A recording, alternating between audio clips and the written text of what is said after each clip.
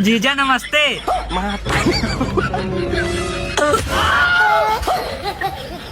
हट साला, तुम्हारे यहाँ हमेशा यही नौटंकी रहता है। अरे वो लड़का है, उसको बुद्धि नहीं है तो तुम्हारे अंदर तो अकल है। अरे दामाद जी, आप नहीं जानते, वो बहुत हरामी लवंडा है। चलिए घर में चलिए। रुको जरा, सबर करो। अरे यार, हम कह रहे हैं घर का दुलारा लड़का है तो शरारत तो करबे करेगा।